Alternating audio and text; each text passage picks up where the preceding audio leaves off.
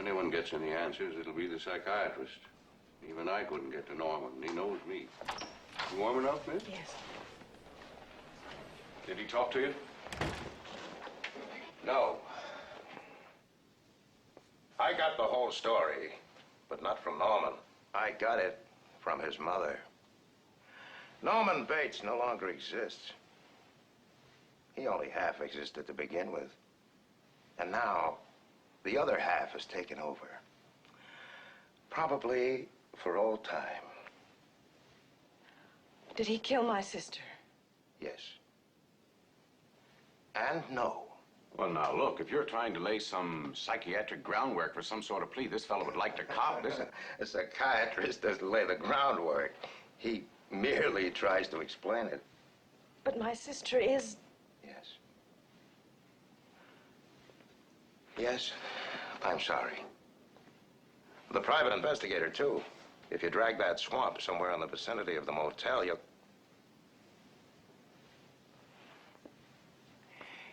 Have you any unsolved missing persons cases on your books?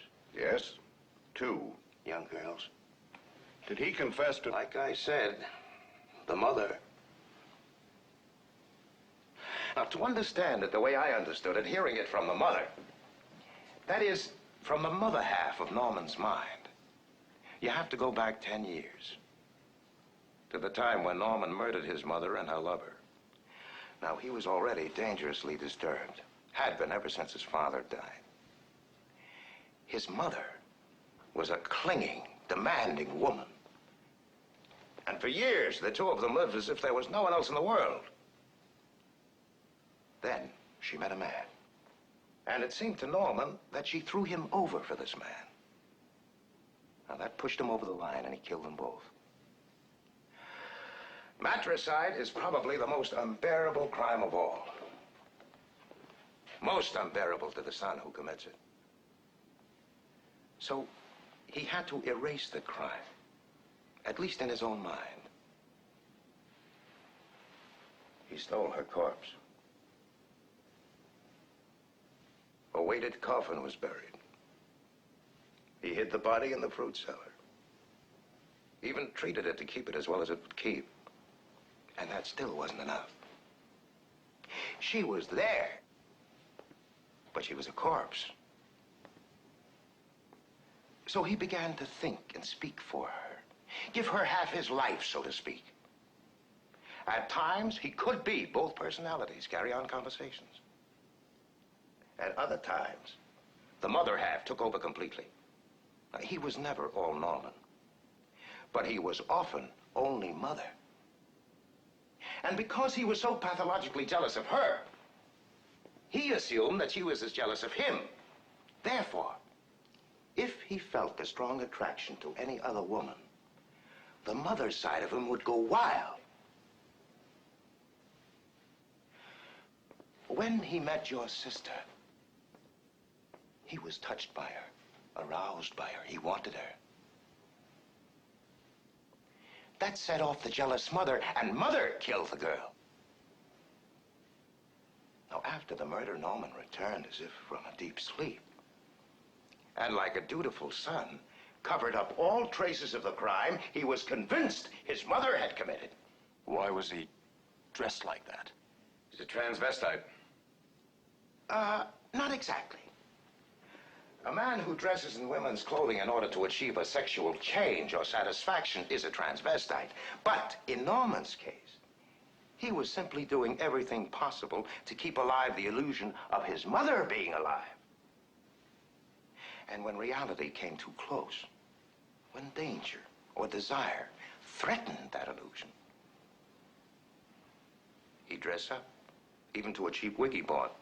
He'd walk about the house, sit in her chair, speak in her voice. He tried to be his mother. And now he is. Now, that's what I meant when I said I got the story from the mother. You see, when the mind houses two personalities, there's always a conflict, a battle.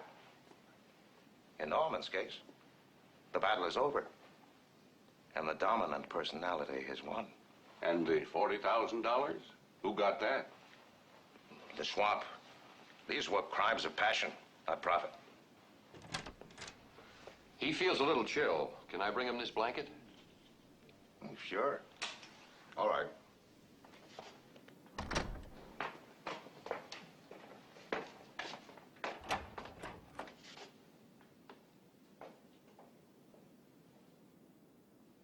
Thank you.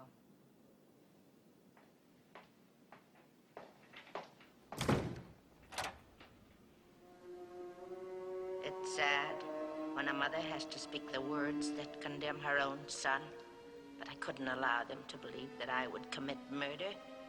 They'll put him away now, as I should have, years ago. He was always bad, and in the end he intended to tell them I killed those girls and that man, as if I could do anything except just sit and stare, like one of his stuffed birds. Oh, they know I can't even move a finger, and I won't. I'll just sit here and be quiet, just in case they do suspect me. They're probably watching me. Well, let them. Let them see what kind of a person I am.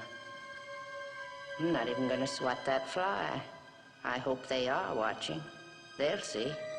They'll see, and they'll know, and they'll say, why, she wouldn't even harm a fly.